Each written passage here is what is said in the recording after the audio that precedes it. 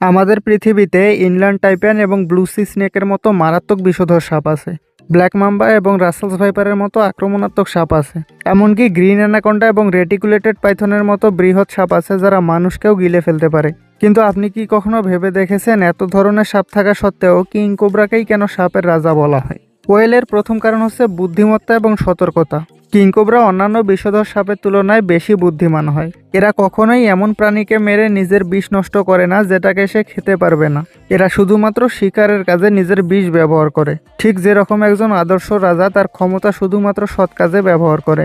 দ্বিতীয় কারণ হচ্ছে প্রভাবশালী উপস্থিতি। কিং কোবরা যেহেতু শুধুমাত্র অন্যান্য সাপকেই মেরে খায়, তাই এর উপস্থিতিতে অন্যান্য সাপ সবসময় আতঙ্কগ্রস্ত থাকে।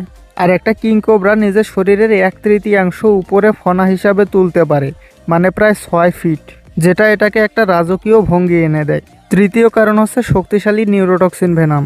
এদের নিউরোটক্সিন ভেনাম খুবই মারাত্মক হয়, যেটা শিকারের স্নায়ুতন্ত্রে সরাসরি অ্যাটাক করে। আর একটা কিং কোবরায় 100 বলে সর্বোচ্চ 700 মিলিগ্রাম পর্যন্ত বিষ ঢালতে পারে, যেটা 35 জন মানুষকে মেরে ফেলার জন্য যথেষ্ট। চতুর্থ কারণ হচ্ছে এদের জন্ম থেকে মৃত্যু পর্যন্ত যুদ্ধ করে বাঁচতে হয়। কিং কোবরা কখনোই তাদের বাচ্চাদের যত্ন নেয় না। ডিম থেকে ফুটে বের হওয়ার পর থেকে একদম মৃত্যু পর্যন্ত এদেরকে নিজের শিকার নিজেই করে খেতে হয়। পঞ্চম এবং সবচেয়ে বড় কারণ হচ্ছে পুরনো সংস্কৃতি ও প্রতীকী মর্যাদা। দক্ষিণ এশিয়া ও দক্ষিণ পূর্ব এশিয়ার অনেক সংস্কৃতিতে কিং কোবরাকে শক্তি, রহস্য এবং ক্ষমতার প্রতীক হিসাবে দেখানো হয়, যা এদেরকে রাজা উপাধি দিয়েছে। অর্থাৎ আকার, শক্তি, আচরণ এবং প্রতীকী মর্যাদার কারণে কিং কোবরা সাপের রাজা। এরকমই ইন্টারেস্টিং ভিডিও পেতে সাবস্ক্রাইব করুন।